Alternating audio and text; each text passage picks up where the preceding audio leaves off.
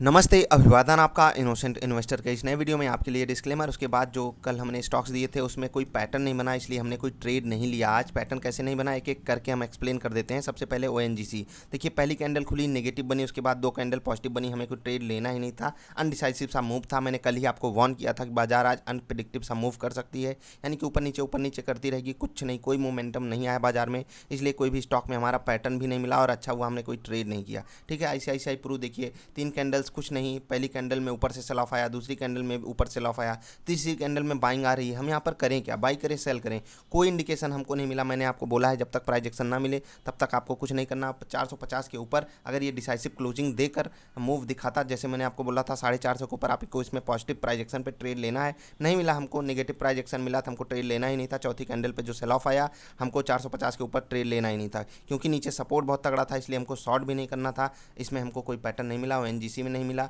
बंधन बैंक। यहाँ पर क्या हुआ, यहाँ पर भी आपको 5 मिनट की कैंडल पर लेकर आ जाता हूँ और आपको दिखाना चाहूँगा। देखिए 11 तारीख को देखिए, ये वाली कैंडल है, ये वाली पहली कैंडल में बढ़िया बाइंग आई, दूसरी तीसरी कैंडल में जो बाइंग मतलब जो भी चीज़ थी वो सस्टेन नहीं कर पाई इसके अपर लेवल पे, यानी कि इसके हाई को ब्रेक नहीं कर पाई, यानी कि हमको लॉन्ग तो होना नहीं था, क्या हमको शॉर्ट होना था, यहाँ कहीं नहीं होना था, क्योंकि जस्ट पास में हमारे पास बढ़िया सपोर्ट खड़ा था। अब इसके नीचे ये जाता था, हम यहाँ पर शॉर्ट होते।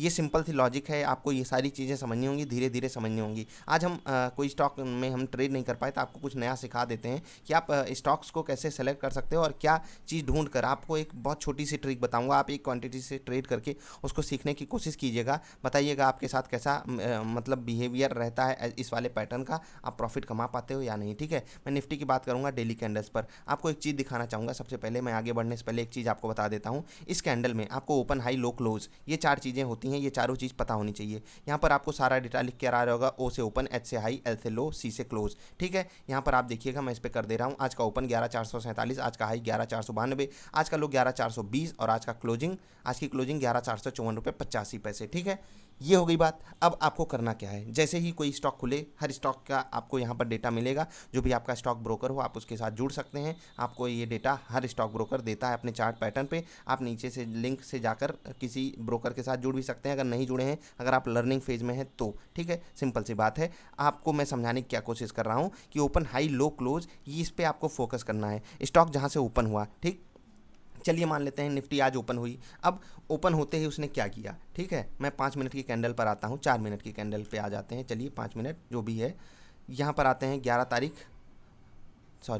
तारीख को हम आ जाते हैं। ठीक, यहाँ पर आप देखिएगा, ये वाली कैंडल ये हुई, पहली दूसरी तीसरी कैंडल में नीचे से बाइंग आई। ठीक है, अब हमको क्या यहाँ पर बाइंग करना चाहिए था, मैं आपको थोड़ा सा पास में लाकर जूम इन करके दिखा देता हूँ। देखिए ये कैंडल पे नीचे से बाइंग आई, ठीक, दूसरी तीसरी कैंडल पे क्या हमको यहाँ बाई करना चाहिए था। हाँ, क्यों करना चाहिए था, क्योंकि जो तीनों कैंडल थी वो एक दूसरे का हाईस पार कर रही थी।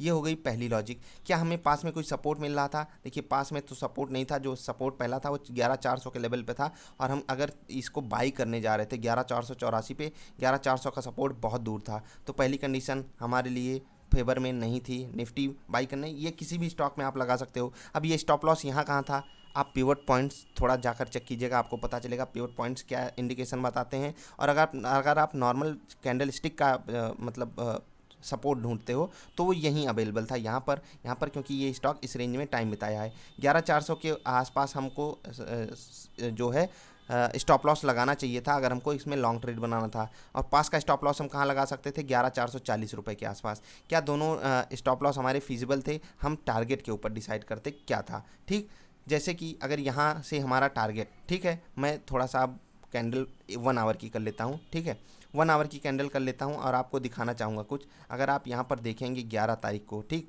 ये है 11 तारीख की कैंडल। यहाँ पर आप देखिएगा, सिंपल सी बात है कि यहाँ से आप टारगेट क्या लगाते, जो भी आज का हाई बना वही तीसरी कैंडल पे ही बना है, तो आप समझिए कि चलिए यहाँ का आपके पास रजिस्टेंस था, आप यहाँ का हाई मतलब यहाँ का आप टारगेट लगाते तो 1:1 का रिस्क रिवार्ड रेशियो होता। तो आप यहाँ पर अगर ट्रेड लेते तो आपको जितना प्रॉफिट उतना लॉस होता। मैं ऐसे ट्रेड को रिकमेंड नहीं करता हूँ कि आप 1:1 पे जाइए। बहुत रेयर सिनारियो में जहाँ आपको कॉन्फिडेंस बहुत ज़्यादा हो वहीं आप ये वाला ट्रेड ले सकते हैं, क्योंकि यहाँ पर रजिस्टेंस था इसलिए हमको ट्रेड नहीं लेना था। ये पैटर्न आपको किसी भी स्टॉक में मिल मिल जाए, आपको वहाँ पर ट्रेड जरूर लेना चाहिए। जो तीनों कैंडल्स हों वो एक दूसरे का हाइज ब्रेक कर रही हों, और जो मूव आया हो वो आधे प्रतिशत या उससे कम हो। कोशिश कीजिए कि आधे प्रतिशत से कम हो, 0.75% भी चलता है, ठीक। अगर उस स्टॉक में मोमेंटम बड़ा होता है तो आप 0.75 तक जा सकते हो, अगर कम मोमेंटम होता है 0.50 तक जा सकते हो। अगर ये पैटर्न आपको मिलता है तो आपको वहाँ पर ट्रेड बनाना चाहिए। ओपन हाई लो क्लोज की बात मैंने क्यों की थी, मैं आपको समझा देता हूँ।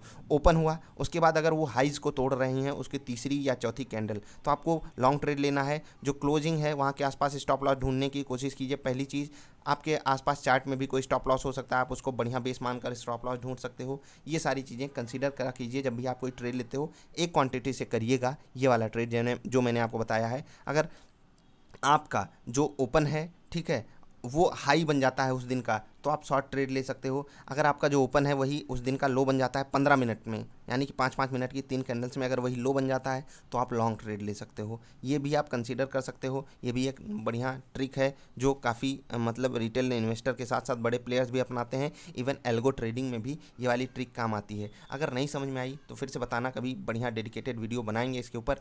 बस यार अभी के लिए इतना ही। आई होप आप इसको थोड़ा सा इंप्लीमेंट करने की कोशिश करोगे, जो भी मैंने आपको बताया। कैंडल्स वगैरह ढूंढा करो, चार्ट पैटर्न ढूंढा करो, वही positive price action negative price action होता है।